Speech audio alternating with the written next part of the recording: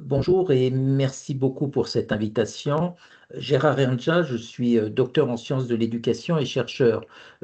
J'ai à ce titre fait plusieurs recherches, notamment sur la ruralité, sur la mobilité des jeunes dans la ruralité, dans un territoire qui n'est pas si éloigné que ça du vôtre, puisque c'était les Vosges. Donc l'environnement est un peu similaire. Alors, le thème de la journée ou le sujet que je vais aborder, c'est la mobilité, les jeunes, la ruralité, en essayant de les mettre ensemble.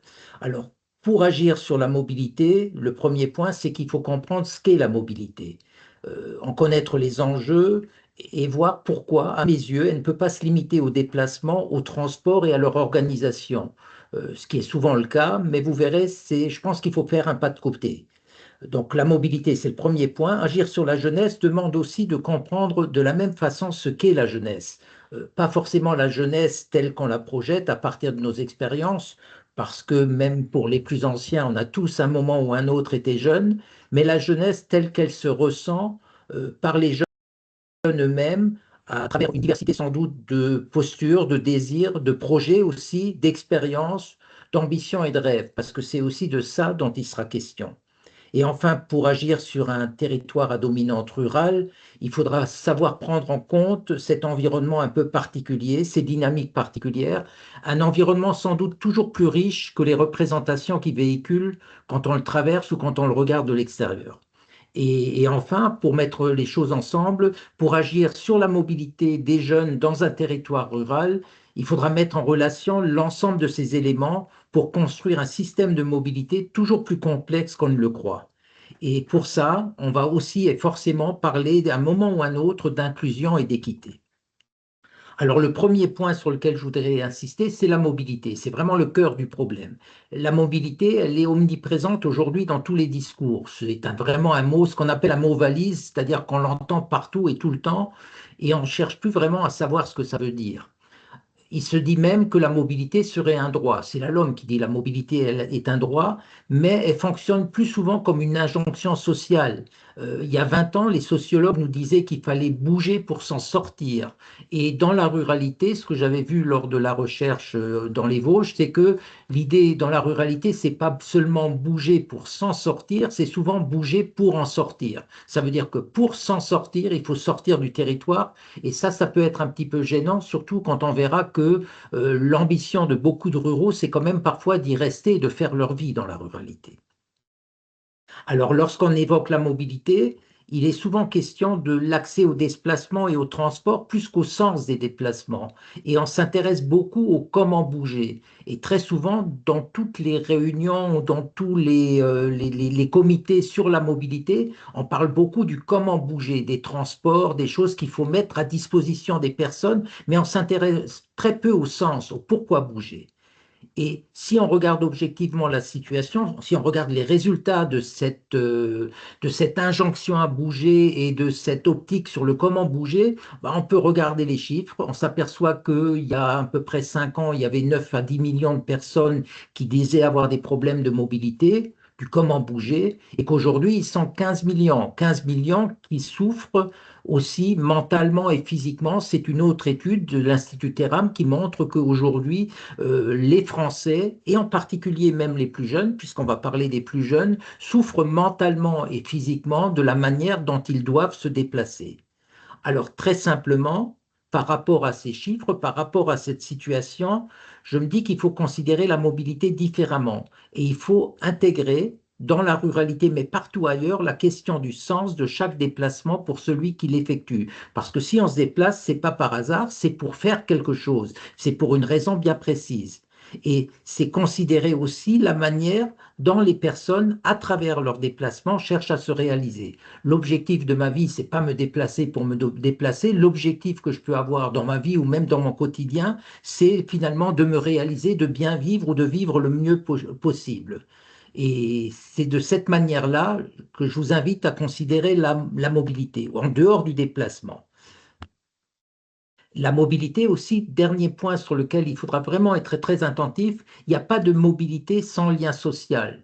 Vous pouvez être assis isolé sur un banc, vous pouvez vous déplacer de 10 km ou de 20 km, aller sur un autre banc au milieu d'une foule.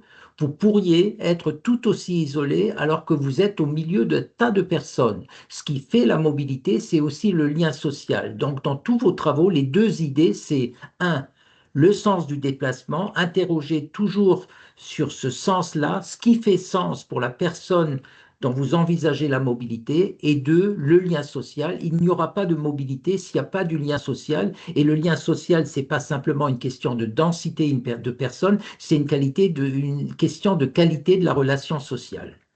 Alors, la mobilité, le deuxième point, la ruralité fait référence à l'ensemble des représentations collectives associées à la vie dans les espaces ruraux. On la pense souvent paysanne, mais ça fait longtemps que cette ruralité n'est plus aussi paysanne qu'on le dit.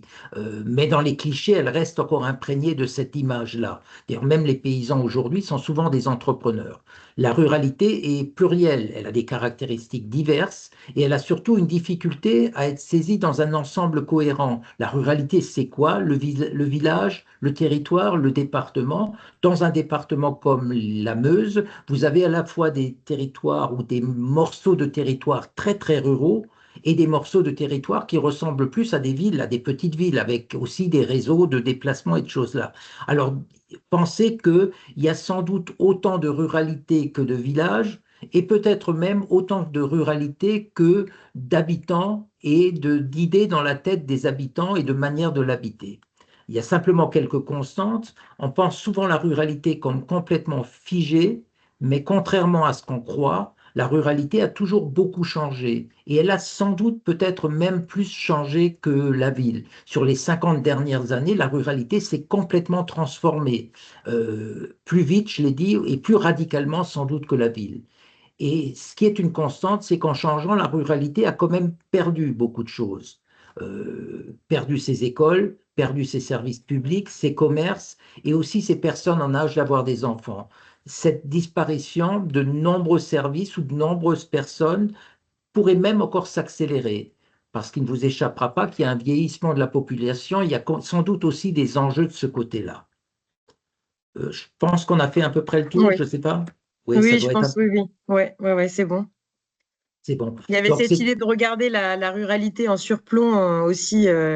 Les flux, on les regarde en surplomb et puis il faut faut se mettre à la bonne focale pour. Je l'avais dit, C'était. ça, vous l'aviez Ouais, vous entendu là? aviez. Ouais, enfin là, vous l'avez pas dit, mais bon, après, vous l'avez dit pendant la conférence, donc on le reprendra. Oui, Et oui, oui, oui. ouais, je Oui, pense que je couperai à ce moment-là, comme ça, je reprendrai à ce moment-là. oui, parce que c'est l'un des trucs. Pour moi, c'est qu'on a tendance à regarder toujours la ruralité d'en haut, quelle que soit notre posture, et d'amener des solutions d'en haut. Et l'idée, comment est-ce qu'on fait pour la regarder à hauteur de personne, cette Ouais. ruralité-là? C'est l'un des enjeux. C'est compliqué parce que, en réalité, on n'est jamais ce que je disais, c'est qu'on n'est jamais à la bonne hauteur. Hum, C'est-à-dire que hum. quand on la regarde d'en haut, on voit des flux, on voit pas les personnes. Ouais. Mais quand on est simplement au niveau de la ruralité et du problème personnel de la personne, lui non plus ne voit pas tout. Non, on voit pas Donc comment les liens peuvent se créer. voilà. Donc c'est sans doute ce mouvement-là qu'il faut, c'est-à-dire il faut chaque fois avoir un regard du dessus, mais le croiser avec finalement ce que les personnes vivent. Et il faut faire sans doute ces allers-retours, mais ça vous le travaillerez sans doute Ouais, ouais. pendant Et les c'est vrai que travaux c'est de compliqué parce que laboratoire. le territoire est très grand. Donc, quand on veut Oui. s'interroger et s'intéresser à une mobilité, des mobilités en particulier, mais qu'on doit quand même regarder globalement comment ça fonctionne, ouais, c'est ça, c'est le maillage Oui, oui, oui. Et puis, des mobilités. et là où j'habite, c'est un petit village de 100 habitants, mais à 9 kilomètres, j'ai Vittel qui est une ville, il y a une autre ville, Contrex. Donc, on est entre les deux. Et puis, les gens, même dans la ruralité, ont beaucoup changé. Il y a beaucoup de personnes qui sont venues pour travailler, il y en a qui sont restées, il y en a qui reviennent. Enfin, Ouais. c'est pas fermé. On a toujours cette image de la ruralité figée, complètement ci et ça. Il y a du mouvement, quoi. Il y a du Oui, mouvement. complètement, ouais. Et il y a même beaucoup de retours justement à la ruralité parce qu'aujourd'hui, le télétravail le permet. Donc, il y Exactement. a même aussi un retour qui est presque technologique parce qu'on peut avoir accès à tout, même à distance, quoi. Et puis, il y a beaucoup de richesses. J'écoutais le jeune homme qui parlait derrière moi, là, je ne sais plus qui c'était, mais c'était, Thomas. c'était très intéressant ce qu'il disait. Il On se était rend très compte, intimidé de parler après vous, hein. Je Mais crois non, qu'il mais ah non, mais moi j'étais impressionné par la manière dont il a je veux parlé. dire, Je l'ai trouvé ouais, très à l'aise. Si vous avez l'occasion, dites-lui, c'était vraiment intéressant. La manière dont ouais, il abordait les choses, dont il questionnait. Je me suis dit, il y a de la maturité quand même. Et on se ouais, rend compte que dans les gens qu'on rencontre, alors j'ai rencontré des gens comme ça dans les Vosges, dans d'autres territoires, mais il y a mm, beaucoup plus de maturité qu'on ne le pense, quoi. Et des gens qui sont capables d'avoir ce recul-là, quoi, hein. Donc c'est intéressant. Après, il y aura forcément un moment ou un autre la question des moyens. mm. Aujourd'hui, c'est quand même le nerf de la guerre et on n'est pas Ah ouais, dans des possibilités, même de l'accompagnement, parce que l'accompagnement qui est fait là, c'est un accompagnement qui, quoi qu'il arrive, et c'est normal, a un coût aussi. Et sur ouais. le terrain, ça a un coût Mm. également. Et demain, est-ce que toutes les collectivités pourront encore ou pourraient se permettre ce type d'accompagnement alors même qu'il est nécessaire? Ouais, ouais, ouais. Puis il y a l'accompagnement, il y a la promotion de l'accompagnement parce que les gens Oui. pensent qu'ils n'ont pas besoin d'être accompagnés. Oui, alors il Il faut faut en d'abord plus les travailler. convaincre, voilà. Ouais, c'est ça. Et en plus, c'est l'accompagnement est d'autant meilleur quand on ne le sent presque pas. Il doit se faire de façon très douce et presque indolore. Sauf que quand ils Complètement. ne le sentent pas, ils n'ont pas l'impression de devoir payer pour ça. Puisque Oui, la qualité première du bon accompagnateur, c'est c'est se mettre suffisamment en retrait, oui, presque se faire oublier. Mais quand il s'est fait oublier, les gens se disent, mais pourquoi je le payerais pour ça? Et quand il est plus bien là, sûr. ils se rendent compte seulement qu'il a été utile.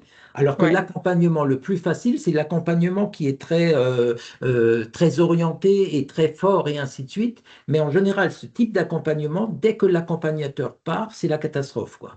Ouais, complètement, ouais. Mm, mm. Donc c'est pas évident de justifier une posture qui est une C'est posture la, de, c'est la beauté du service public et puis ouais, c'est travers, quoi. Ouais, ouais, c'est vrai. ouais, mais bon, mais en tout cas, non, c'était très intéressant et je trouve que Ouais. vous avez un beau groupe et puis c'est vraiment une belle initiative et puis là, c'est très concret avec ces groupes de travail qu'il y a après. Et puis les C'est, gens reviennent, donc ça c'est très bien parce qu'en fait on pensait pas qu'ils allaient revenir autant si nombreux à chaque oui, fois et ils sont au rendez-vous donc on arrive à progresser ensemble et ça c'est très intéressant quoi. Et ouais, ouais. qu'il y ait une richesse aussi de la part des chercheurs comme vous et comme d'autres aussi, j'espère qu'ils interviendront au Oui, fur et à mesure donc oui, après, il faut varier les c'est points de ça ouais. vue, les entrées, les ci, les ça, pour que les personnes, en réalité, se Mm. créent leur propre manière de penser et de voir les choses, quoi. Oui.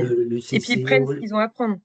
Mais là, exactement je ce trouve que, que vous avez parlé de lien social et je crois que c'est vraiment ce qui manquait un petit peu dans tous les discours sur la mobilité et c'est vraiment ressorti et je pense que tout le monde a intégré et a trouvé ça vraiment intéressant quoi de partir de cet enjeu-là de lien social pour la mobilité.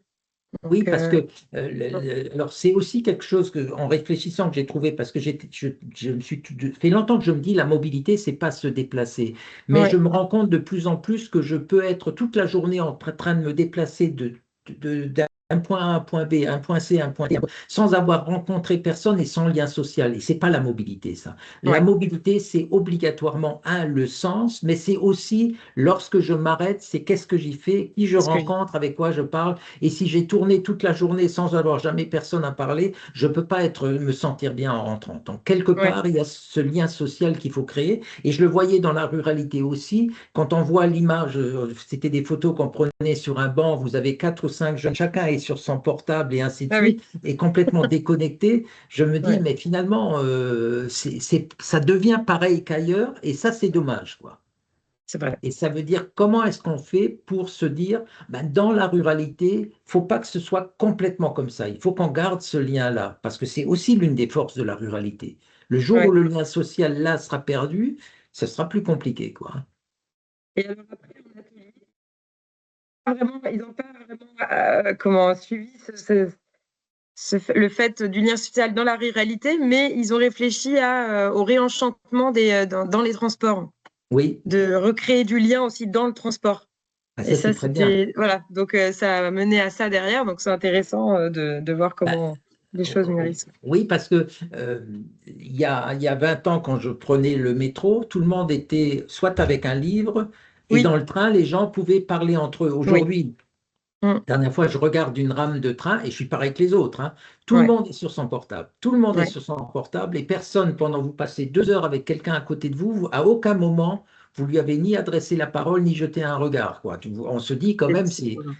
Mm. c'est quand même terrible. Et la plupart du temps, les gens se mettent à côté de vous. C'est à peine s'ils vous disent bonjour. Il y en a, je pense, plus qui ne disent même pas bonjour. Ils s'assoient, Ah ils bah sont oui. sur leur portable et tout, terminé, quoi, hein. Et c'est vrai que Ouais. ça, c'est une richesse, enfin, c'est une possibilité de lien qui est quand même complètement perdue, quoi, hein. Ah, c'est dingue, hein. Bah, on se regarde plus, hein. Moi qui étais Oui, enceinte dans les transports, j'en suis la preuve que les gens ne regardent même plus s'ils doivent laisser la place ou quoi. ah bah oui, Et oui. même une fois, on m'a prise pour une mendiante parce que j'ai demandé une place. On m'a dit, non, non. Ouais. Ah oui, oui, mais c'est un vrai problème. Ça veut dire que Oui, même le regard ne se fait plus sur l'autre non, personne en se disant, non. tiens, voilà, et c'est vrai, je vois, je commence à basculer de l'autre côté où on pourrait se dire, des jeunes de 15 16 ans Ouais, qui sont assis pourraient dire, tiens, je vous laisse la c'est place, la place. mais ils vous ont pas vu. C'est même pas qu'ils n'y pensent pas, c'est qu'ils ne vous ont même pas vu. Mais oui, Ils ils sont passent, captivés par ouais, leur ouais. Ou téléphone. alors ceux qui sont en train, vraiment en pleine conversation, en train de parler comme s'ils étaient tout seuls. Enfin, c'est des comportements qui, si on les regarde de l'extérieur, on se dit, mais c'est quand même bizarre, quoi, hein. Mais Ouais, c'est comme ça, c'est habituel aujourd'hui. Et quelqu'un qui vous adresse la parole, au contraire, aujourd'hui, vous vous dites, mais qu'est-ce qu'il me veut, celui-là? ouais. Hein, on est presque méfiant envers quelqu'un qui viendrait nous adresser la parole, quoi, hein. Moi, j'ai découvert une ligne où les gens se parlent. Mais je me Ouais, suis assez. Ouais, c'est marrant. Une ligne qui va vers Fontainebleau, où les ouais, gens partent un peu en tourisme, ils font de l'escalade, ouais, etc. Et les gens se parlent dans ce train. C'est très ouais, curieux. Tout le temps, ouais. voilà. Ah bah, il Donc, il y faut a le des lignes, garder. peut-être. C'est un laboratoire, finalement, donc c'est parfait. Bah écoutez, c'est Oui, très bien. merci. Voilà, et puis à Merci votre beaucoup, hein. disposition. Non, mais il Désolée n'y a pour pas le de souci. bricolage. Il y a pas de Je problème. vous J'espère renverrai que ça peut-être la ira. vidéo finale pour que vous me disiez si ça vous Oui, oui, convient. oui. Non, mais il y a pas de souci. Utilisez-la Ok. comme bon vous semble. Bonne journée à Ok. vous. Au Merci revoir. et bonnes vacances alors, parce que je crois que vous êtes en congé. Merci. Oui, c'est vrai. J'ai congé, mais avec des réunions. Alors, bon, Ah ben, bon, enfin, c'est du congé quand même. Bonne journée, à d'accord. bientôt. Au Merci beaucoup. revoir. Au revoir, à bientôt.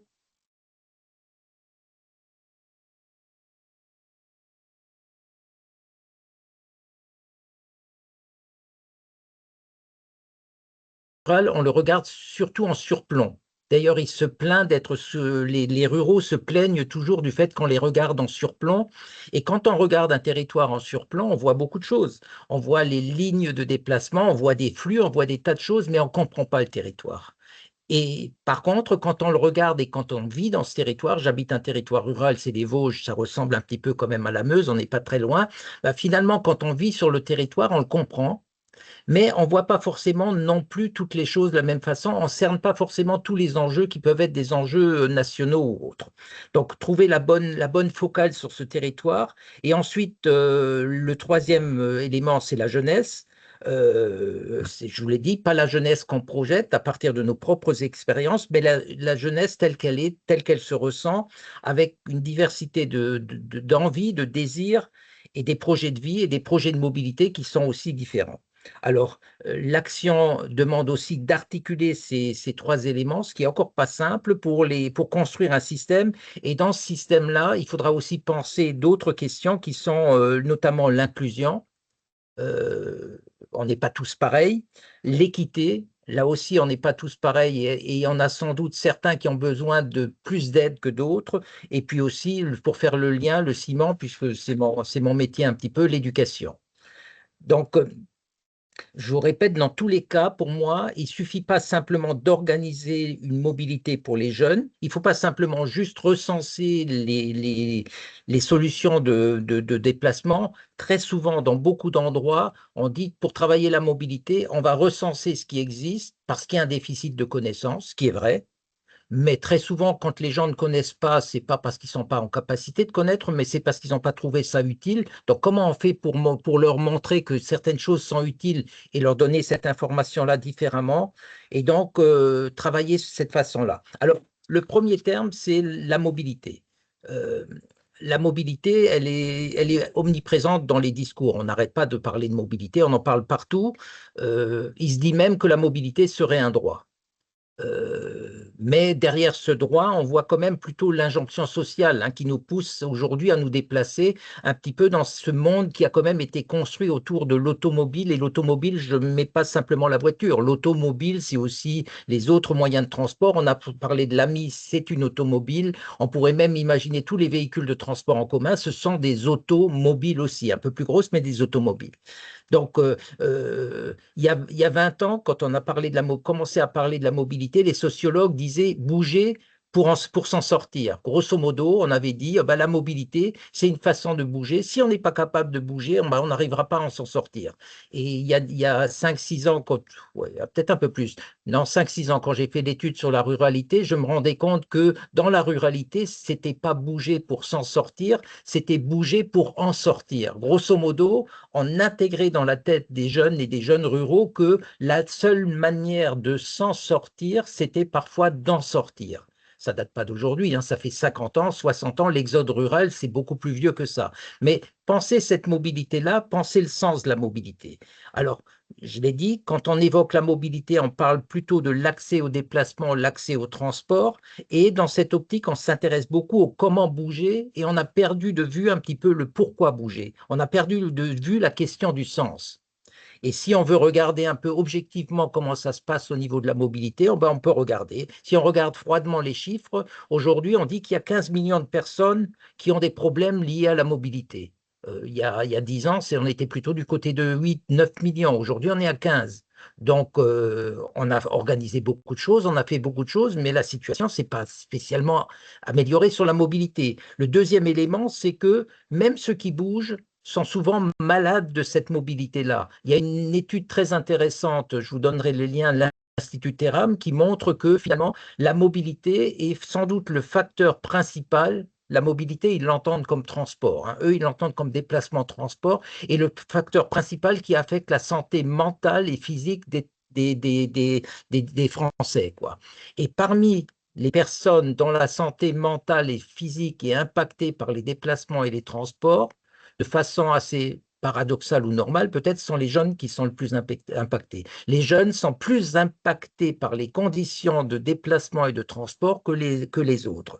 Donc, ça veut dire que il faut qu'on repense quand même cette mobilité, cette idée de mobilité, parce que les chiffres augmentent, c'est pas forcément mieux, et puis parce que finalement, au niveau de la santé, c'est pas terrible. Alors, ce que je vais vous inviter à considérer la mobilité différemment, simplement en intégrant dès le début, dans tous les débats que vous aurez, la question du sens et la question du pourquoi.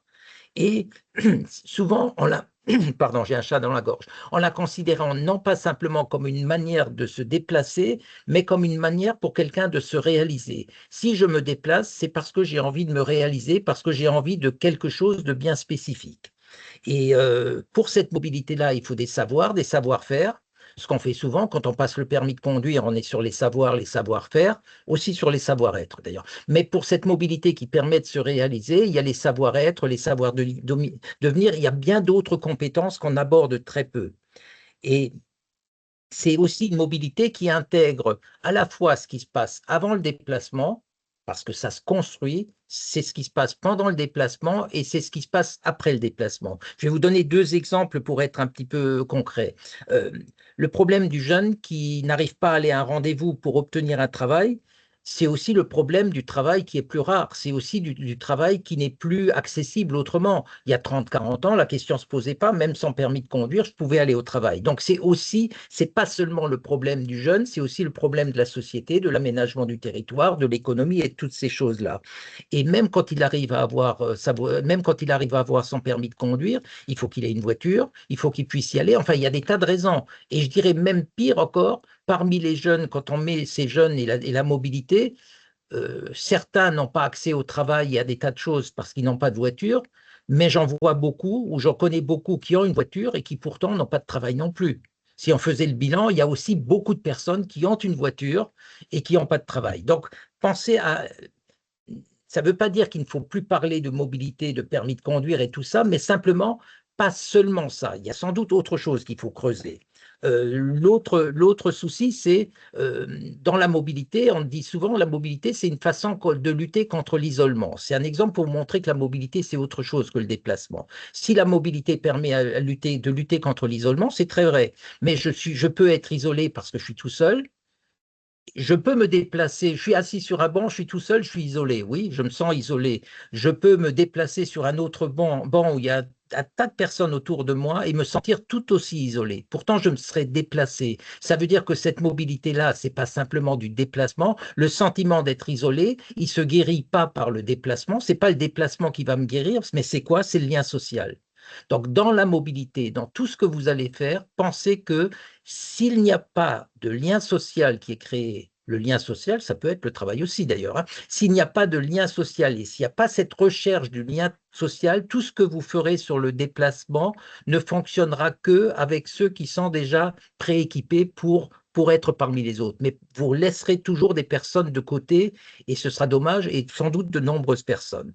Alors oui, lorsque vous agirez, lorsque vous penserez la mobilité, pensez toujours à agir sur les deux dimensions, à la fois la dimension horizontale, le déplacement, hein, je ne nie pas cette dimension-là, mais pensez aussi à agir sur la dimension verticale, et cette dimension verticale demande sans doute d'autres intervenants ou d'autres manières d'intervenir pour que la personne puisse grandir finalement et changer et se raccrocher à ce qui est autour de lui.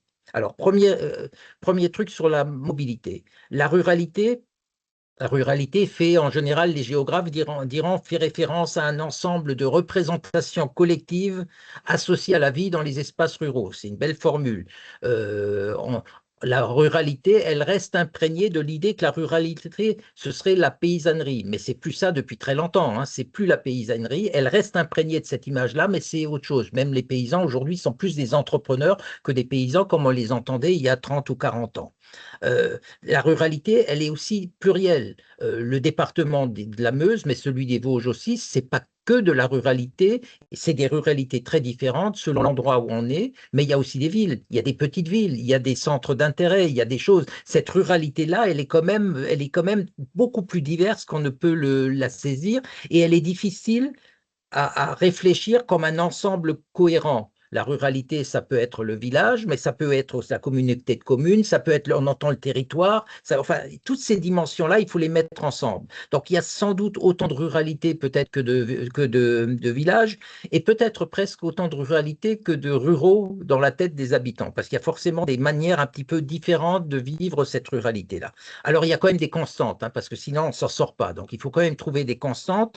Euh, la première chose, c'est que on a une image assez figée de la ruralité, comme quoi elle ne changerait pas. Or, la ruralité, pour moi, a changé de façon énorme et n'arrête pas de changer. Quand on dit on ne reconnaît pas les villes, si on voit une ville il y a 50 ans et une ville aujourd'hui, mais la ruralité n'est plus la même non plus. Les ruraux ne sont pas des personnes incapables de changer. La ruralité a changé et on a tous changé, nous qui habitons dans la ruralité, on a tous changé, sans doute beaucoup plus que certains habitants des villes. Elle a connu des mutations et des mutations qui sont encore en cours. Et à un rythme qui est sans doute, il y a eu des moments avec des rythmes de changement qui sont sans doute sans commune mesure avec ce qui s'est passé en ville. Donc il y a eu des bouleversements très forts dans cette ruralité. Donc elle a changé, elle change encore et elle peut changer et pas seulement négativement, aussi positivement, parce que j'insisterai sur autre chose, mais tout le long de ce discours-là, ayant une vision positive de cette ruralité dans laquelle on vit et ne rentrant pas dans quelque chose qui est on s'apitoie sur notre sort. Non, les gens qui vivent dans la ruralité, s'ils y restent, beaucoup sont heureux d'y être. Donc, en changeant le deuxième point, j'emploie le mot, mais je vais revenir tout de suite dessus. Elle s'est appauvrie, mais je ne parle pas d'argent et je ne parle uniquement, elle s'est appauvrie, c'est-à-dire qu'elle a perdu des choses. Ça, c'est indéniable. Elle a perdu des commerces, elle a perdu des services publics, elle a perdu des écoles, elle a perdu aussi des habitants et elle a perdu aussi beaucoup d'habitants en âge d'avoir des enfants. Quand il y a moins de travail, il y a moins de personnes en âge d'avoir des enfants et donc il y a moins d'enfants. Quand on parle de la mobilité des jeunes, et quand on parle de la mobilité des très jeunes, ce qui rend aussi les choses difficiles, c'est qu'ils sont moins nombreux. Mais s'ils sont moins nombreux, ce n'est pas de leur faute. Il y a un phénomène naturel qui fait qu'on a de moins en moins d'enfants, peut-être, mais dans la ruralité, il y a aussi de moins en moins de parents en âge d'avoir des enfants. Donc il faut le prendre en compte et L'autre phénomène qui va arriver dans la ruralité, mais qui arrive aussi, c'est le vieillissement de cette population-là. Donc, ça veut dire qu'il y a des ruralités qui aujourd'hui rebondissent un petit peu, parfois quand elles sont proches des villes, proches de certains réseaux de transport, mais il y en a d'autres qui continuent à perdre des habitants. Je ne sais pas comment c'est dans la Meuse, mais les Vosges, par exemple, continuent à perdre des habitants. Même si j'y suis très bien, on y vit très bien. Donc, cette chose-là, il faut prendre aussi. Et le troisième élément, c'est que finalement, elle est composée de personnes très directes, très diverses. Dans l'étude, j'avais classifié. Une classification, c'est toujours très arbitraire et très faux, mais c'était marrant parce qu'il y avait des personnes qui étaient dans cette ruralité qui disaient avoir des racines. Ils parlaient tout le temps de leurs racines, de leur enracinement, et d'autres qui disaient, moi, j'ai plutôt des ailes. J'ai envie de partir, j'ai envie de voler, j'ai envie de bouger. Et ceux qui ont des racines le sont souvent profondément à la terre, à leur terre. Et le problème, c'est que parfois, on les déracine parce qu'ils n'ont pas le choix. Et donc là, ça peut être douloureux pour eux. Ça posera aussi la question de ceux qui ont des racines, mais vous l'avez évoqué avant, comment est-ce qu'on fait pour les aider à pouvoir rester dans cette ruralité-là, alors même qu'ils n'ont pas envie d'en partir? Et puis, il y a ceux qui ont des ailes. Parfois, ceux qui ont des ailes viennent d'ailleurs. Hein. Il y a eu un mouvement où les gens sont venus dans la ruralité. Tous ne sont pas restés. Tous n'avaient pas envie de rester, mais certains y sont restés. Et puis, il y a aussi des gens qui reviennent. Dans certains villages, le village où j'habite, j'ai des gens qui reviennent, mais souvent, ils arrivent à la retraite. Ils reviennent à 60 ans. Ce serait intéressant qu'ils reviennent à 30 ans, mais à 30 ans, qu'est-ce que vous voulez? Il n'y a pas forcément du travail. Hein. Donc, ces questions-là de l'enracinement dans la ruralité sont aussi des questions essentielles. Alors, les inégalités qu'il y a dans la ruralité, oui, il y en a, mais ailleurs, il y en a aussi. En ville, dans les quartiers prioritaires de la ville, mais partout, les inégalités, ce n'est pas simplement des inégalités de cette ruralité-là. Alors, le deuxième point, donc cette ruralité plus riche qu'on ne peut le penser, il y a les jeunes maintenant, donc il faut parler aussi des jeunes, de leurs caractéristiques, et chez les jeunes aussi, euh, pourtant, malgré 50 années où on les a poussés à partir, parce qu'ils sont partis, c'est aussi la faute de certains, pas la faute, certains ruraux, s'ils sont partis, moi, ce qu'on m'expliquait dans le village, c'est de dire, les quelques agriculteurs paysans qui restaient disaient, bah, c'est nos parents, moi je suis resté, mais mes frères, mes sœurs sont partis parce que les parents disaient, tu vas quand même pas finir derrière le cul des vaches.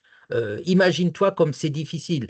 Ils pensaient en allant à la ville aussi avoir un niveau de vie meilleur et ainsi de suite. Donc ces jeunes-là, parmi les jeunes que j'ai rencontrés dans la ruralité, lors de l'étude, il y en avait aussi qui avaient des racines et il y en avait aussi qui avaient des ailes. Il y en a qui rêvaient de partir, mais il y en a aussi qui rêvaient de rester.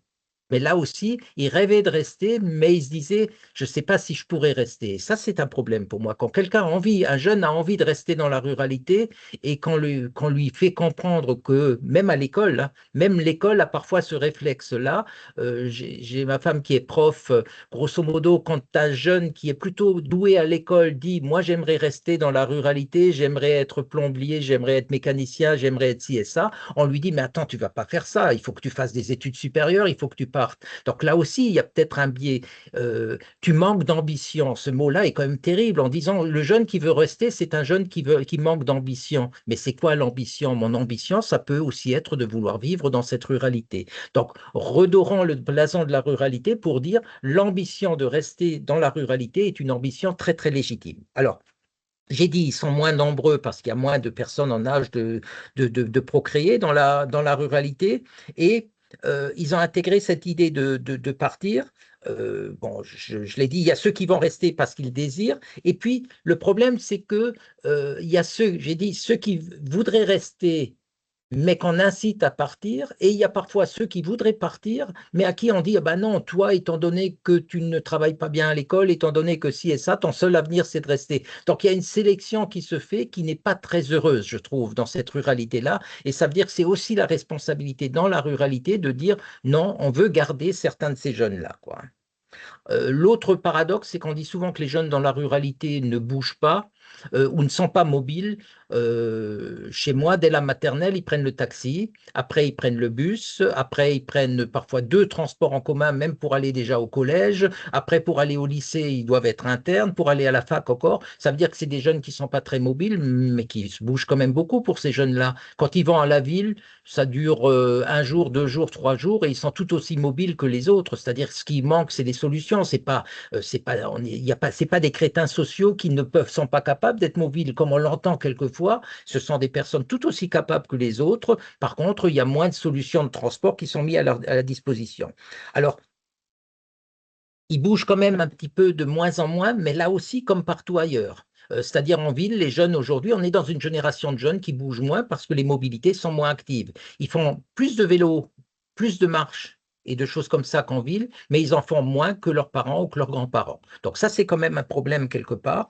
Mais il faut aussi dire, ils se rencontrent moins, ils sont moins sociabilisés. Mais les occasions de se sociabiliser sont quand même aujourd'hui beaucoup moins nombreuses. On dit que les réseaux sociaux sont en cause, mais les réseaux sociaux se sont aussi installés dans des périmètres qui ont été vidés quand j'avais 15-16 ans. J'habitais aussi déjà dans la ruralité. On passait notre temps, il y avait des endroits qui étaient ouverts, il y avait un foyer, il y avait des bars un peu plus tard, il y avait des discothèques, il y avait des endroits pour sortir. Aujourd'hui, vous avez des parties entières de la ruralité où ces jeunes-là, on ne leur donne plus l'occasion de faire ça. Ça veut dire aussi penser la mobilité, c'est penser peut-être la création de lieux où ils peuvent sans se faire engueuler par tout le monde, discuter, parfois chahuter, parfois ça fait du bruit, mais on a aussi fait du bruit à notre époque, on a aussi roulé en mobilette en faisant du bruit, des choses comme ça.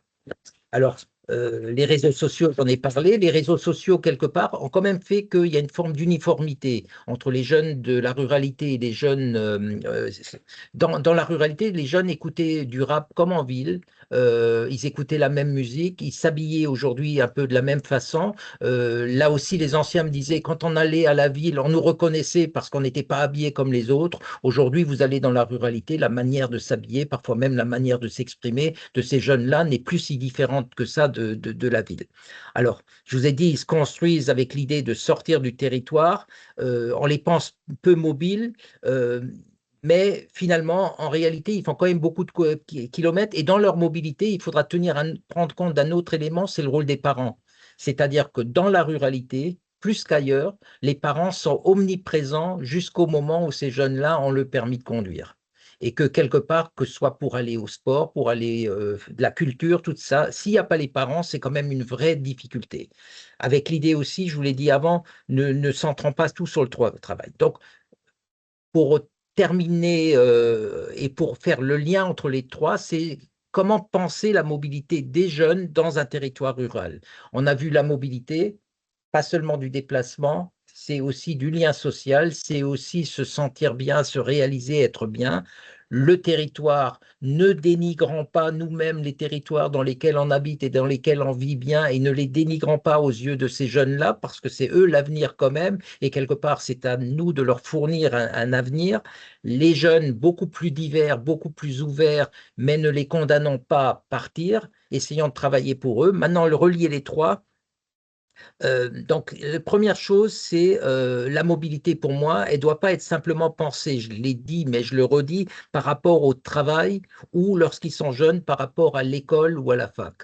Il y a des tas de choses que les jeunes ont envie de faire qui ne sont ni liées au travail, ni à l'école, ni à la fac, ni à ces choses-là. Dans mon petit village, le jeu des gamins, c'était encore, on le retrouvait comme quand j'étais gamin, c'était d'aller plus loin à la rivière pour aller chercher des tritons, pour aller pêcher, pour faire ces trucs-là. Il y a des tas d'occupations dans cette ruralité-là qu'il faut peut-être remettre en l'honneur, qu'il faut peut-être redévelopper parce que pour moi, la mobilité, ce sera aussi donner cette vie-là à vos territoires. Donc, j'ai parlé de culture, j'ai parlé du sport, j'ai parlé des relations sociales, des rencontres et de l'idée d'accommoder des lieux pour qu'ils puissent se rencontrer, puissent se discuter. L'expérience de mobilité, c'est aussi une expérience, je le répète encore une fois et je répéterai toujours, de lien social. Et dès lors que le lien social est créé, vous verrez que toutes les autres choses qui vont découler seront beaucoup plus simples. Ce sera beaucoup plus facile même de faire passer un permis de conduire à quelqu'un qui est ouvert aux autres qu'à quelqu'un qui est complètement isolé, qui est enfermé tout le temps chez lui. La deuxième chose, c'est penser, je l'ai dit, l'inclusivité. Alors l'inclusivité, on pense souvent que pour qu'un territoire soit inclusif, il faut travailler sur l'adaptation des personnes à ce territoire. C'est un pan de la réalité. La réalité, c'est que l'inclusion, c'est l'ouverture du territoire à toutes les personnes aussi. Ça veut dire que l'inclusion, c'est à la fois penser l'accompagnement de ces jeunes vers la situation, mais c'est aussi l'ouverture du territoire, c'est aussi le fait de repenser l'aménagement, de repenser la manière de pouvoir recevoir ces jeunes-là. Enfin, il y a une co-responsabilité dans cette mobilité-là entre les jeunes, mais ne leur mettant pas tout sur le dos. S'ils ne sont pas mobiles, c'est de leur faute, c'est parce qu'ils n'ont pas assez appris, parce qu'ils ne connaissent pas. Il y a aussi une responsabilité des territoires dans lesquels ils habitent. Ce n'est pas une responsabilité, je ne pointe pas du doigt, mais c'est la responsabilité de faire quelque chose pour que ces jeunes-là puissent vivre dans le territoire. Donc, j'ai dit de l'inclusivité, c'est le deuxième point. C'est aussi penser les différences entre ces jeunes-là. Les jeunes, ce n'est pas un groupe homogène. On a parlé des jeunes, on a parlé de… Dernièrement, j'intervenais sur les situations de handicap. On parle de entre 10 et 15 millions de personnes en situation de handicap invisible, par exemple. Tous ces jeunes-là ne sont pas les mêmes. Il y a une hétérogénéité, on l'a dit, culturelle. Il y a une hétérogénéité physique, il y a une hétérogénéité cognitive également, intellectuelle. Enfin, toutes ces hétérogénéités-là, il faut savoir les prendre en compte. La plupart du temps, la bonne nouvelle, c'est que la plupart du temps, la mobilité se construira tout seul dès lors que vous lui donnerez les moyens. Mais pensez à lorsque la mobilité ne va pas de soi, qu'est-ce que je fais pour accompagner ces jeunes-là qui sont au bord de la route? Qu'est-ce que je fais de quelqu'un qui n'est pas en capacité, malgré les efforts que je fais, de se construire tout seul? Qui, j'imagine, qui va l'accompagner? Est-ce que j'ai besoin de plus de travailleurs sociaux? Est-ce que j'ai besoin d'autres instances? Enfin, ça, c'est votre responsabilité, mais pensez que l'accompagnement, c'est l'accompagnement de tous. Ensuite, j'ai parlé de construire la mobilité à hauteur de ces jeunes-là. Ça veut dire que c'est difficile de venir avec des solutions toutes faites par des gens qui ne sont pas toujours ni de la même région, ni du même âge, pour des jeunes qui ne sont pas les mêmes. Associez-les à toutes vos réflexions. Il faut qu'ils soient présents, il faut qu'ils soient associés. Les solutions, ce n'est pas pour eux, c'est toujours avec et pour eux. Une solution, quelle qu'elle soit, on s'étonne souvent pourquoi tout ce qui a été imaginé ne marche pas chez nous. Pourquoi ça ne prend pas? Pourquoi ça prend pendant l'expérimentation, mais dès que l'expérimentation est terminée, ça ne prend pas? Parce que le rôle de l'expérimentation, pour moi, le premier rôle de l'expérimentation, c'est de monter en compétence des personnes sur le territoire pour pouvoir prolonger ces actions-là. Autrement, dès lors que les expérimentations, mais je l'ai vu 10 fois, 20 fois, 100 fois, c'est formidable, on va généraliser.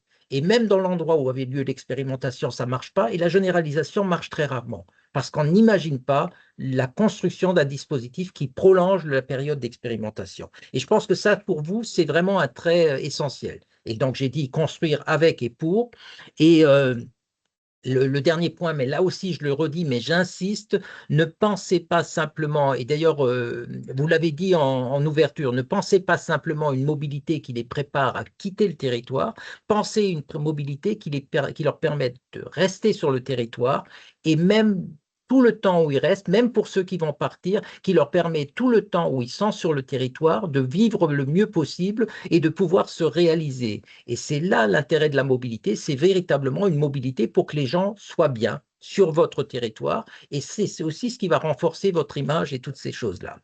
Donc, voilà. Donc, et ne pas la limiter à la seule idée de bouger pour sortir du territoire, mais c'est aussi bouger pour bien vivre sur votre territoire.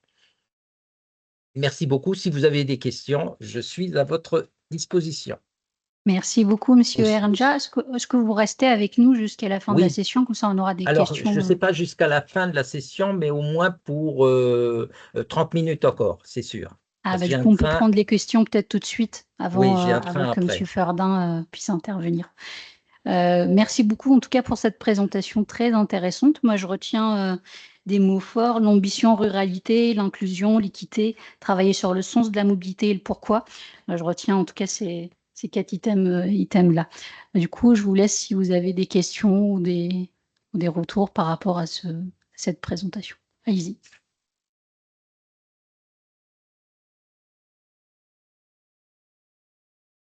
Ah oui, voilà.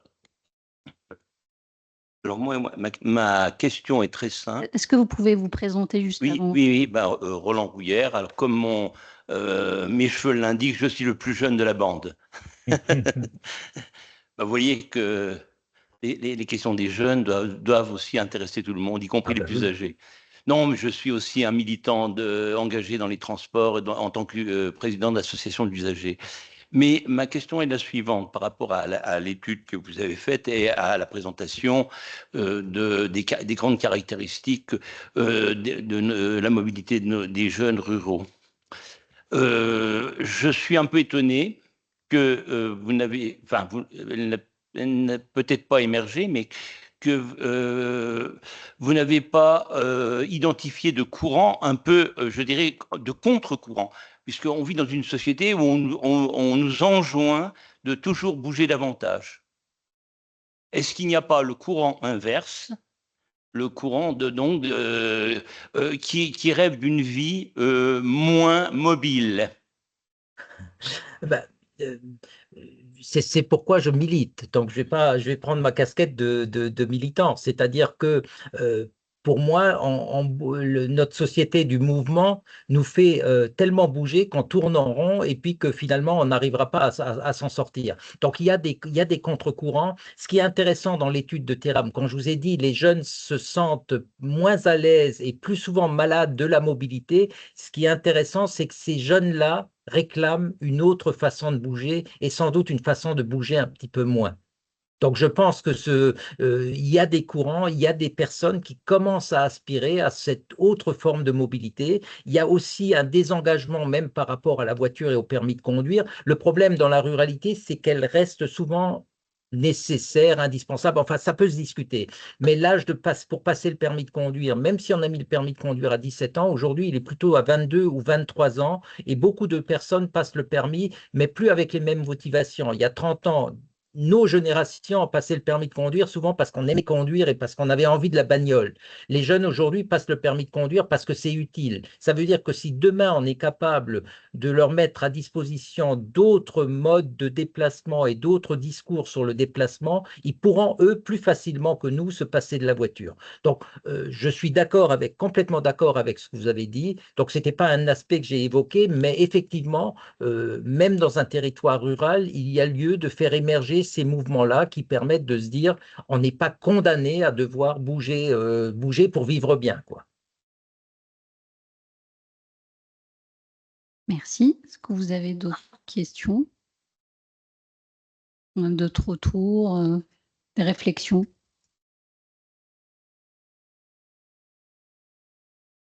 Oui, ici.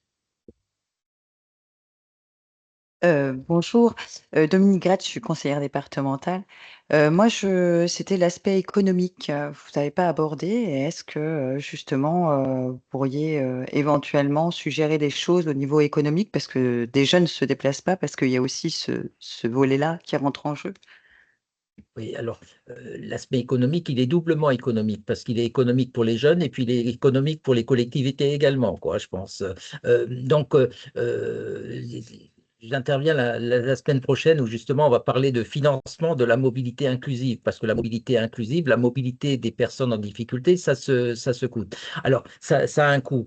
Il y a des jeunes qui ne se déplacent pas parce qu'ils n'ont pas les moyens de se déplacer. Quand je parlais de mobilité inclusive, c'est comment est-ce qu'on accompagne finalement dans une politique ces jeunes-là qui ont des difficultés, qui sont des difficultés financières. Je n'ai pas de réponse particulière à vous faire là-dessus, simplement que c'est un vrai problème. Il y a un besoin d'accompagnement des personnes. Il est encore d'autant plus grand aujourd'hui, si ça ne vous a pas échappé, que le prix de l'essence est en train d'augmenter. On tient beaucoup de discours d'ailleurs du côté de l'endroit où je travaille en disant dites aux gens de faire de l'éco-conduite, mais le problème, ce n'est pas l'éco-conduite qui va résoudre tous ces problèmes-là. Donc je pense que ces difficultés-là sont devant nous et ça veut dire que ces jeunes-là, lorsqu'ils sont en difficulté, tout seuls, ils ne parviendront pas à résoudre ce problème-là. Là, on parlait d'inclusion, on parlait de société. C'est à la société d'imaginer, je ne suis pas ministre, je ne suis pas Premier ministre, je ne sais pas s'il faut mettre des aides, je ne sais même pas si l'idée de passer vers de proposer aujourd'hui des véhicules électriques à des jeunes, vu le coût de ces véhicules-là, est une solution. Mais c'est vraiment, vraiment une question que vous mettez en avant, mais à laquelle je ne saurais répondre de façon efficace par rapport à ma position, même si j'ai une opinion aussi là-dessus. Vous pouvez Mais vous peut-être avez raison l'être, de la hein, poser. Premier ministre. Ah ben, le Premier ministre essaye, tente de faire certaines propositions, mais on l'a vu, il y a une chose qui est sûre, c'est que on est dans une période de mutation et il est toujours plus difficile d'accompagner et de changer dans une période de mutation et de profond bouleversement quand on ne l'a pas fait lorsque les choses étaient plus tranquilles. On aura toujours le regret de ne pas avoir fait les choses quand on pouvait le faire et de devoir se dire à un moment où on peut plus difficilement le faire, qu'est-ce qu'on fait maintenant, quoi. Ça, c'est le vrai regret. C'est la leçon qu'il faut tenir. Mais c'est une leçon qu'on retient jamais en réalité. Effectivement. Est-ce qu'il y a d'autres réflexions, d'autres questions? Bah, merci beaucoup. Du coup, merci Monsieur Erdja. Merci beaucoup. Vous pouvez rester avec nous si vous voulez. Du coup, je passe la parole à Thomas Furdin pour une présentation des dispositifs existants. Merci beaucoup. Bah, je vais essayer de faire écho aux propos qui vient d'être tenus par Monsieur Ranger. Alors effectivement, pourquoi parler de mobilité des jeunes? Bah, l'idée déjà, c'est de repositionner des notions qui ont été citées, hein, le vivre bien, l'idée de se réaliser sur un territoire. Et indiquer que voilà, la mobilité, c'est déjà un besoin pour les publics avec qui on travaille, mais c'est aussi une demande explicite en fait qui est formulée de leur part. Donc sur différents niveaux, différents champs, l'emploi et la formation, ça a été indiqué. Le loisir et la culture, la vie sociale, et c'est aussi un appel à devenir plus autonome, plus libre. Alors, ça a été cité, il y avait avant la liberté offerte par le véhicule personnel, la voiture. Maintenant, c'est une autre forme d'autonomie qui est pointée et qui n'est pas nécessairement liée justement au véhicule personnel. Donc, il y a une notion aussi qui est commune dans notre approche, c'est effectivement la notion d'inclusion et de lien social. Alors, je me suis permis aussi de reprendre des éléments qui ont été consolidés suite à une enquête que le département a lancée et ça a été encore une fois évoqué à l'issue de la crise sanitaire. En fait, le département a lancé une grande enquête en 2021, au printemps, pour essayer de comprendre en 10 questions simples l'intérêt des jeunes pour telle ou telle thématique et ce qui les empêchait de se réaliser ou d'aller plus loin sur ces thèmes, citoyenneté, environnement, sport, culture. Et donc je me suis permis de reprendre un peu ces chiffres-là, alors qu'ils sont c'est 2021, donc ça date un peu, mais qui amènent quand même un certain nombre de questions. Il y a eu un taux de réponse assez intéressant. Il y a à peu près 900 jeunes qui ont répondu à cette enquête, donc des jeunes âgés de 11 à 29 ans. Donc voilà, la tranche d'âge aussi était assez large. Et 76% d'entre eux nous indiquaient qu'ils aimeraient sortir plus souvent. Et 39% aimeraient sortir même plus loin que le département, loin de chez eux, loin les frontières de la Meuse. Alors ça questionne aussi des notions qui ont été évoquées, la notion d'enracinement et la question d'ambition et des ailes que les jeunes peuvent avoir, leurs envies. Alors les envies, elles existent, mais il y a des contraintes assez fortes qui peuvent freiner la concrétisation de certains de leurs projets. Et là encore, bah, j'essaie d'interpréter les propos, j'espère pas les déformer, mais qui questionnent le pourquoi les jeunes se déplacent, avant et après la décision, effectivement, le contexte qui fait qu'ils sont un peu bloqués parfois, contexte lié à l'emploi, leur formation professionnelle, et puis leurs envies qui sont souvent liées à l'envie d'aller voir les autres, comment les choses se passent ailleurs, donc la question du lien social. Donc c'est un peu de la surinterprétation, hein, tous les éléments de l'enquête ne pointent pas ces notions-là. En termes de freins concrets, là encore, ça conforte un petit peu ce qui a été dit. Plus de 50%, et c'est pas étonnant, hein, plus de 50% des jeunes mineurs ne peuvent se déplacer seuls. Donc évidemment, ça questionne le réseau des transports en commun, la capacité à être autonome dans ses déplacements et le rôle central des parents, en fait, souvent, dans le déplacement des jeunes sur les activités, qu'elles soient sportives, culturelles ou même pour aller tout simplement à l'école ou au collège ou au lycée. Alors c'est aussi, je fais une petite parenthèse, qui a été vécu et j'en parle en présence de 2 jeunes du collectif, Jeunes en Meuse. Ce qui a été vécu et je parle pour vous, n'hésitez pas à me corriger, lorsqu'on a des séminaires où les jeunes sont amenés à se retrouver, donc on en fait à peu près 3 par an, souvent, bah, c'est les parents qui s'y collent ou, il y a eu des organisations de covoiturage qui ont pu être faites. Donc c'est vrai que ces 2, souvent vous veniez, jamais seul dans votre véhicule perso, il y avait souvent des échanges à ce niveau-là. Donc, ça conforte cette idée d'une solution collective et pas uniquement de se dire, bah, je suis convié à tel événement, j'y m'y rends seul. Par contre, il y a d'autres freins qui sont évoqués, c'est le coût. Donc, 25% considèrent que les sorties sont trop chères et un tiers indique qu'en termes, au-delà du coût, c'est des démarches qui sont pas faciles. Des démarches qui impliquent parfois même, effectivement, certains questionnements, des renoncements qui peut évoquer notamment une charge mentale ou à l'idée de se déplacer.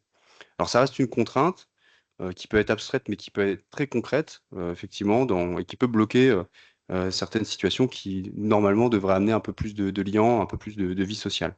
C'est un peu dommage. À titre personnel, il y avait aussi l'idée d'un épanouissement personnel derrière ces déplacements-là. On ne le fait pas sans but, quoi. On ne se déplace pas sans but.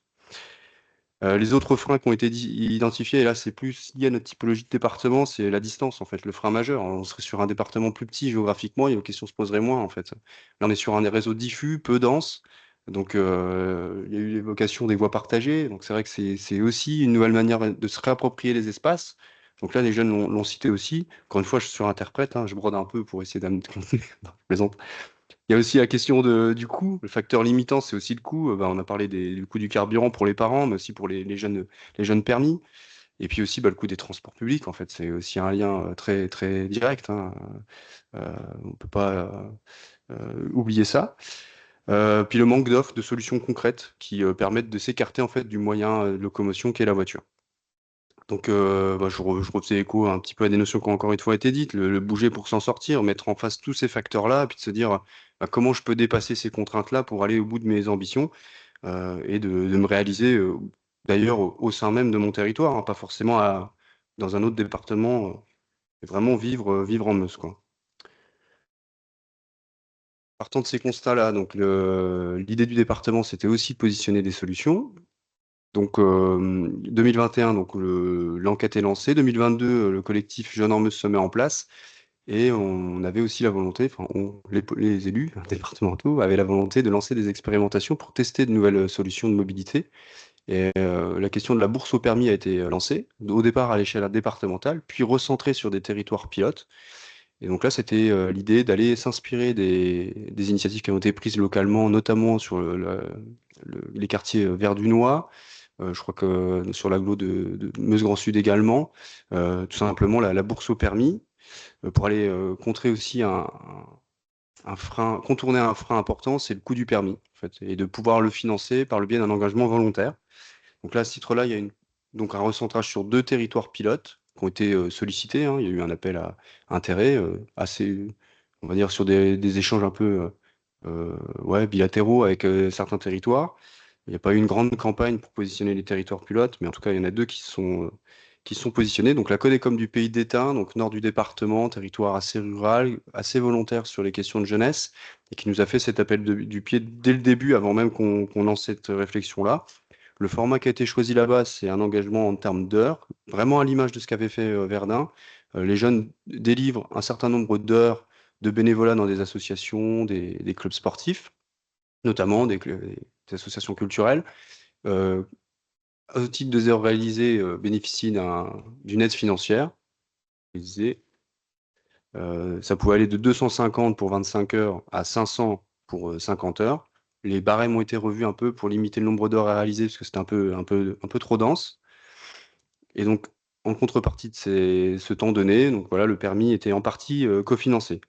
L'approche du Pays d'Étain est intéressante puisqu'elle fait le lien entre projet de mobilité et d'accès au permis et projet d'insertion professionnelle. C'est pour ça que la mission locale du Nord-Meusien était partie prenante de l'expérimentation et a mobilisé les jeunes autour de ces questions-là. Alors, pour 2 raisons, hein, pour vraiment connecter l'aspiration à la mobilité au regard d'un projet professionnel, mais aussi pour mobiliser les jeunes tout court, en fait, pour aller au bout des démarches qui amènent à l'obtention du permis. Ce qui était noté en partie, c'est que les jeunes s'engageaient sur le permis, certes, mais n'allaient pas forcément au bout de la démarche. Ça pouvait durer un certain nombre de temps. Donc là, le rôle de la mission locale était de les mobiliser au quotidien. L'autre territoire expérimental qui a démarré un peu plus tard, c'est la Codecom de l'Aire à l'Argonne. Là encore, un territoire assez vaste, assez rural. Et là, l'option qui a été choisie, c'est de mobiliser les jeunes. Ça relance, ça réévoque l'idée d'intention autour de la mobilité. Là, l'idée, c'était de les mobiliser sur des événements culturels et sportifs en tant que bénévoles. Alors, double intérêt, hein, les jeunes de découvrir ces mêmes événements-là, qui connaissent parfois que de nom, même s'ils vivent dans le territoire, et puis de renouveler en fait le réseau de bénévoles et de mobiliser d'autres jeunes sur ces événements. Alors, il y avait la rue Prend l'air, il y a la grande traversée de l'Argonne, des événements qui brassent quand même des milliers de personnes. Donc là, il y avait un vrai sujet. Et là, donc la mission locale n'était pas dans l'expérimentation sur ce territoire-là. Et les montants étaient aussi différents, donc ça allait de 400 à 1000 euros de soutien. Donc sur un permis qui vous coûte entre 1500 et 1800 euros, 1000 euros, c'est quand même loin d'être négligeable. Et là, par contre, ce territoire a souhaité calibrer l'aide en fonction du quotient familial. Une sorte d'équité aussi qui était installée. Sur le Pays d'Étain, il y avait l'intention au départ, mais pour essayer de simplifier au maximum le dispositif, le département, quand il s'est positionné pour soutenir ces opérations-là, avait fait sauter, entre guillemets, cette condition du quotient familial. Donc voilà, deux territoires pilotes qui nous a permis en fait de produire une évaluation. Je ne l'ai pas située, mais que je pourrais mettre à disposition, que j'ai peut-être déjà fait, voilà, qui pointe alors effectivement un volume assez faible de jeunes qui ont adhéré à cette proposition-là, mais qui remet absolument pas en question en fait le bien fondé du dispositif, parce que il n'est pas question là de volume, il est question de parcours. Donc c'est sûr que sur un territoire comme l'Aire à l'Argonne, le nombre de jeunes, le vivier est faible, est pareil, mais en termes de solutions concrètes, ça a pu aboutir quand même à des jolis parcours. Donc l'enquête a été évidemment, l'évaluation a été travaillée avec les territoires pilotes, donc les opérateurs, donc la Codecom est en première ligne de ces dispositifs-là, nous on le cofinance, la mission locale et les jeunes eux-mêmes. Donc retour plutôt positif, même si le nombre, encore une fois, en volume, c'est encore une fois négligeable. Mais voilà, donc nous, l'idée maintenant pour le département, c'est de re-questionner ce dispositif-là à l'échelle départementale. Alors, je retiens effectivement le propos de dire que ce n'est pas une généralisation qui est proposée, Madame Voitier a bien insisté là-dessus, et de prolonger l'expérimentation, mais plutôt d'aller essaimer ces principes-là, mais toujours dans une intention d'avoir des dispositifs assez souples, et qui collent aux réalités des territoires. C'est-à-dire qu'il n'est pas question, même si on pourrait, de dire maintenant qu'on a questionné 2 territoires pilotes, on retient l'engagement ponctuel sur des manifestations culturelles avec un volume, avec une aide de 400 à 1000 euros. Et c'est la règle pour tous les territoires qui voudraient se lancer avec le département. Non, on souhaite positionner des principes clés qui restent l'engagement des jeunes en contrepartie d'une aide financière, mais avec voilà, des ajustements un peu à la carte pour les territoires qui souhaitent s'engager avec le département sur ces questions-là. Avec toujours une dynamique voilà, de co-construction de la démarche avec l'EPCI et les jeunes autant qu'on peut. C'est vrai que questionner les jeunes sur la mise en œuvre de dispositifs aussi précis, c'est pas toujours simple. En tout cas, voilà, faire en sorte que le territoire puisse se porter candidat, se lancer avec le département sur cette forme de bourse au permis un peu souple, et n'oublie pas d'aller consulter les jeunes de leur territoire pour en questionner les modalités de mise en œuvre concrètes. Voilà, à ce titre-là, il y a une idée d'aller effectivement continuer à travailler sur l'égalité d'accès à ces moyens de mobilité. Alors le permis n'est pas la seule solution, hein. On pourrait même étendre en fait la contrepartie, l'engagement et d'autres formes de contrepartie. On cible toujours aussi l'attractivité de notre territoire, parce que plus il y aura de jeunes qui vont s'investir sur la dynamique locale, en s'engager en tant que bénévoles, plus ils vont être entre guillemets fiers d'y contribuer. Et l'idée aussi, c'est qu'on puisse voilà, les inciter fortement à s'impliquer de plus en plus dans la vie locale, qui est un double sujet. Donc, je suis à votre disposition si vous avez des questions, et même au-delà. Donc, on a Maxime Bien-Aimé, qui est le chargé de mission jeunesse, qui travaille sur ces sujets-là avec les territoires, que vous pouvez contacter, évidemment, pour plus de précision, que vous soyez représentant d'une Codecom ou d'une association qui voudrait, ou d'une n'importe quelle institution qui voudrait voir venir ce dispositif sur son territoire. Merci. Merci Thomas. Est-ce que vous avez... Oui, allez-y. Bonjour, donc je suis Charline Tan, conseillère départementale du canton de Bar-le-Duc 1. J'aurais une petite question. Donc là, on parle beaucoup de la bourse au permis. Mais en fait, dans les villages ruraux, en tout cas, j'ai quand même beaucoup de jeunes qui, eux, préfèrent avoir une petite moto 50 cm3 ou un scooter parce que tout simplement, ça leur permet de l'avoir beaucoup plus tôt. Ils ne sont pas obligés d'attendre 17 ou 18 ans. Le BSR ou la formation 125, c'est quand même moins cher. C'est moins cher à l'achat, c'est moins cher à l'assurance, c'est moins cher en carburant, c'est plus facile à garer. Enfin voilà, il y a quand même pas mal de parents qui partent un peu en ruralité, je parle, sur cette solution-là. Pour notamment les apprentis qui démarrent des fois en 4e ou en 3e, ça reste quand même une solution de mobilité sans parler du permis. Donc voilà, je voulais juste savoir si ça avait été envisagé ou pas du tout. Effectivement, là pour l'instant on se recentre sur le permis, mais il y a quand même une notion de souplesse qu'on peut ramener. Et c'est vrai que autant sur les 2 roues, on ne l'avait pas clairement pointé, pour être très franc. Ça pourrait aussi être d'autres encore solutions, des abonnements de transport en commun, des choses comme ça. Enfin, je sais pas. Après, je parle encore une fois on veut faire évoluer le dispositif en gardant des fondamentaux. Ça, c'est clairement des choses qui peuvent peut-être évoluer. C'est ça, c'est-à-dire qu'on avait commencé effectivement par le permis. Après, l'idée, c'est plutôt de ce que disait Thomas, c'est de garder l'idée que en contrepartie d'une aide à la mobilité ou d'une solution de mobilité, on garde cet engagement pour aussi ancrer un peu les jeunes sur leur territoire, qui connaissent leur finalement, c'est ce qu'on disait, au-delà des modalités précises, où finalement on laisse plutôt une latitude au territoire de nous dire, bah voilà, nous on imaginait quelque chose comme ça. Par contre, il y a 2-3 critères, j'allais dire, des valeurs entre guillemets ou des engagements qu'on veut absolument retrouver en contrepartie.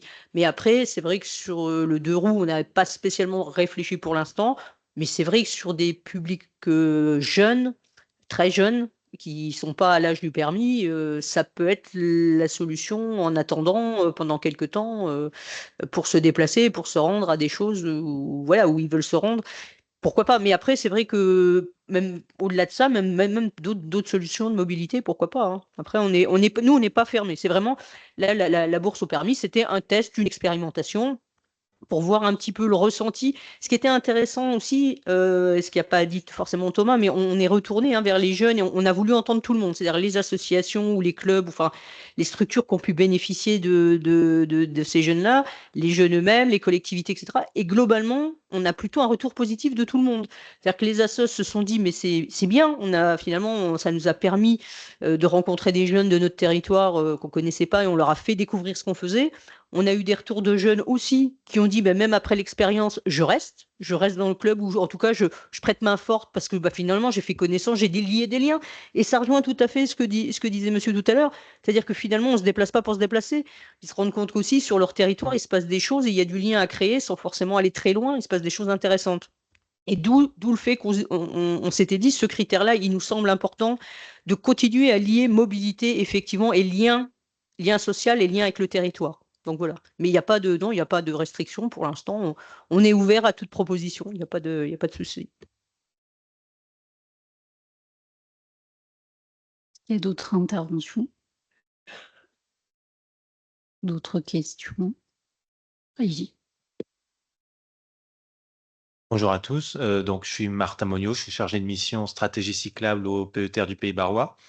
Bon, c'est pas pour faire le promoteur des mobilités douces, les promoteurs des mobilités douces forcément, mais et c'est pas du tout en opposition avec la bourse au permis, c'est plutôt en complément. Mais c'est vrai que dans la ruralité, on a souvent tendance à penser que les jeunes ont forcément uniquement des distances assez longues à parcourir. Or, il y a aussi un certain nombre de déplacements nécessaires aux jeunes qui font moins de 10 km, voire moins de 5 km, qui pourraient tout à fait être couverts par des alternatives actives. Ça peut être du vélo, ça peut être autre chose. Et donc voilà, je pense que c'est aussi une réflexion à mener. Ça pourrait être intéressant de la mener dans le cadre du lab. Et voilà, c'est quand même, les modes actifs permettent aux jeunes d'être plus autonomes, aux collégiens, aux lycéens, aux apprentis. Et puis, je pense aussi qu'on peut rentrer, il y a l'entrée santé qui a exploité. J'avais noté les chiffres, la région Grand Est est quand même, se démarque au niveau national par les mauvais chiffres en termes de prévalence de l'obésité. J'ai noté 272 000 jeunes de 2 à 17 ans en surpoids ou en situation d'obésité. 73% des jeunes de 11 à 17 ans qui n'ont pas leur quota d'activité physique quotidienne. Et je pense que la mobilité peut aussi leur permettre, est aussi un enjeu de santé et ça peut être une entrée pour discuter de ces sujets. Et donc oui, voilà, ne pas complètement ignorer non plus le sujet mode actif, même si évidemment tout n'est pas réalisable par ces moyens-là. Je rebondis sur ce que vous dites parce qu'effectivement, finalement, on se rend compte que le mode actif des jeunes, il a diminué par l'omniprésence de la voiture. Quand on parle à des gens qui ont les cheveux un petit peu plus blancs, moi, j'ai mes grands-parents qui me disaient, mais on allait d'un village à l'autre, on a toujours été en vélo. Nos parents ne nous ont jamais amenés chez les copains dans le village d'à côté. Maintenant, les parents ne le souhaitent plus parce qu'il y a le risque voiture. Et donc, en fait, on se rend compte que des distances qui sont toujours autant faisables qu'elles l'étaient il y a 20, 30, 40 ans, au final, on a peur de les laisser faire à des jeunes parce qu'on se dit la voiture est un risque. Et donc, c'est là, et d'où l'expérimentation qu'on est en train de faire, de dire il faut absolument que la voiture laisse un peu de place aux autres, il ne s'agit pas de mettre la voiture j'allais dire au rebut, et on sait bien qu'on en aura toujours besoin en ruralité, mais c'est simplement que la voiture accepte de laisser un peu de place à d'autres modes de mobilité. Et finalement, là, je vous rejoins, finalement, la solution, elle n'est pas tant technique que dans la tête. Et que dans finalement, de reconditionner un peu tout le monde, de se dire, le vélo, vous avez votre place, et la voiture, voilà, on ne vous interdit pas, vous n'êtes pas malvenu, vous êtes simplement, voilà, vous partagez et vous mettez aussi un petit peu en retrait, vous permettez aux autres solutions d'être présentes. Et là, finalement, et c'est sur ce qu'on est en train de réfléchir, finalement, ce n'est pas des investissements forcément lourds, mais c'est tout un changement d'état d'esprit et c'est pas le moindre à faire. Et c'est ce que vous disiez aussi tout à l'heure.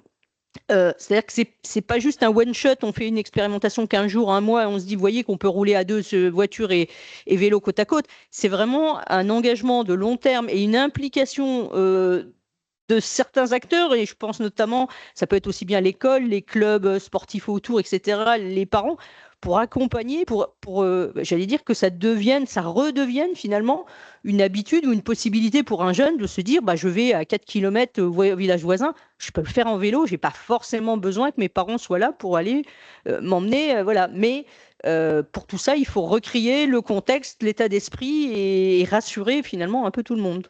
Et c'est le plus compliqué.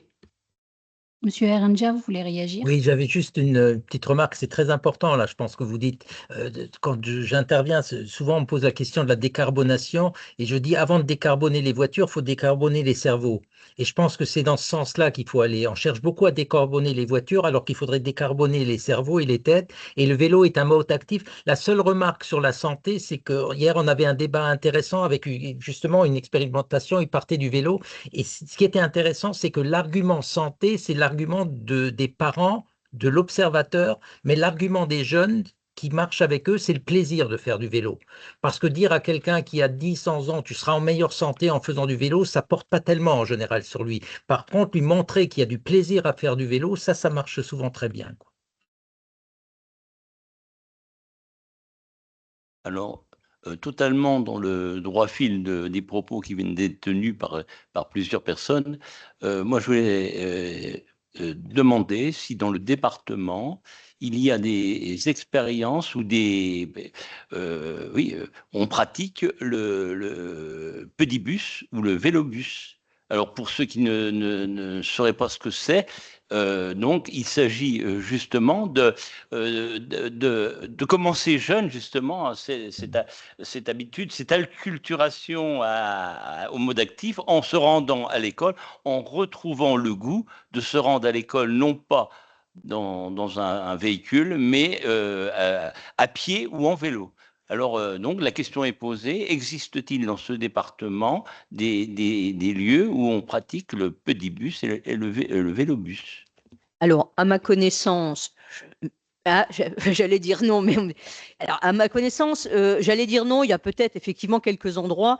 Si je fais la réponse pour le département, dans ce qui est réfléchi sur les semaines, voire les mois à venir, c'est effectivement d'expérimenter des choses comme ça. C'est-à-dire que les routes partagées, c'est bien sûr de la signalisation, du marquage, des choses, de la peinture et tout ce qu'on veut, mais c'est surtout aussi de l'organisationnel pour mettre en place ce genre de choses. Donc, à titre, moi, j'avais pas connaissance, mais du coup, Charline, toi, tu as une expérience peut-être?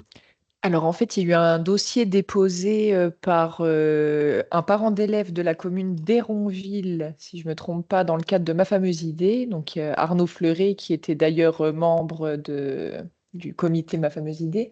Et donc en fait, le but, c'était de mettre en place un vélobus à Héronville pour en fait aller chercher les différents enfants du village de manière sécurisée, puisqu'il y a quand même un conducteur de vélobus. Voilà. Et puis de permettre aux parents de lever certaines contraintes liées au périscolaire, etc. Et donc, voilà, ils ont organisé ça. Donc, certes, c'est une commune dont on a vraiment connaissance, mais en tout cas, ça démarre doucement. Voilà, c'est ça. Parce que j'ai posé cette question en tant qu'ancien directeur d'école, je me lamentais de voir dans ma propre école des enfants du bout de la rue venir en véhicule. Voilà.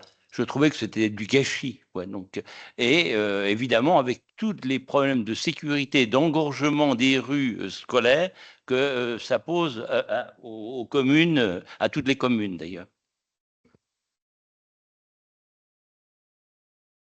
Et pardon, du coup, je boucle là-dessus, mais dans le cadre de l'acculturation, je pense que ça pourrait être intéressant, comme ça se fait sur le permis, peut-être qu'on réfléchisse à quelque chose, par exemple un accompagnement financier, une genre de bourse au vélo qui coûterait moins cher, évidemment, du coup, que la bourse au permis, pour permettre à des jeunes qui en feraient la demande ou qui préféreraient d'avoir accès à un vélo, voire un vélo à assistance électrique pour les alternances s'il y a des distances plus longues ou un dénivelé. Voilà, je pense que ça peut être une idée peut-être à creuser dans le cadre du lab.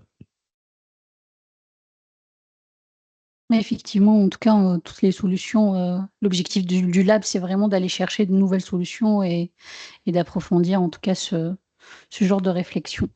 Est-ce qu'il y a d'autres retours que vous souhaitez, allez-y. Alors, bonjour, je m'appelle Zoé Vejinovic, je suis membre du collectif Jeunes en Meuse. Et à mon échelle personnelle, je me suis rendu compte qu'il y a une autre problématique pour le permis, en tout cas, c'est l'accessibilité aux auto-écoles. Ou dans le cadre, en tout cas, de Verdun. Moi, je connais plein de gens qui ont leur code, qui veulent faire des heures, mais il n'y a pas de place. Ils peuvent pas, ou il y a trop d'attentes, ils ont une heure toutes les 3 semaines. Euh, c'est pas comme ça que on arrive à progresser. Et il y a vraiment une volonté de vouloir passer le permis, mais je peux pas. Et je trouve ça dommage parce qu'il y a des auto-écoles qui ouvrent, tout ça. Et pour autant, il y a pas assez de place pour tout le monde, quoi. Parce que j'ai remarqué que depuis plusieurs années, surtout au lycée, il y a de plus en plus de jeunes qui on passe le permis, on vient tous, surtout dans mon lycée, ils viennent de plusieurs régions loin vraiment. Ça se démocratise vraiment, tout le monde a le permis maintenant, mais à l'échelle, en tout cas autour de Verdun, c'est vraiment une difficulté importante. En tout cas, ce manque-là, ça nous a déjà été remonté, comme on travaille aussi avec la plateforme de mobilité, sur les retours aussi de la fermeture des auto-écoles, notamment à Verdun et sur d'autres territoires où il n'existe pas du tout, hein, oui. Étain également. Du coup, s'il n'y a pas d'autres réflexions, on fait une pause fraîche avant de passer à la deuxième session. Donc on se retrouve ici à 15h50. Oui. Oui, c'est vrai, questionnaire. Vas-y. Un petit message, voilà. Donc là, on vient de lancer le cycle jeune et il y a une enquête qui est diffusée via ce QR code.